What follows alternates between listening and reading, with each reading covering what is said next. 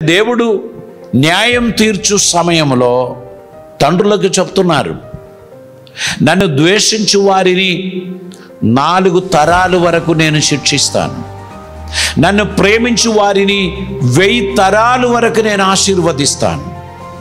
ఇది దేవుని వాగ్దానం. నన్ను ప్రేమించు వారికి దేవుడు సిద్ధపరచినది ఏ కంటికి కనబడలేదు, ఏ చెవికి వినబడలేదు, మనిషి హృదయమునకు గోచరం కాలేదు. తన్ను ప్రేమించు వారి కొరకు దేవుడు సిద్ధపరచినవి శ్రేష్టమైనవి.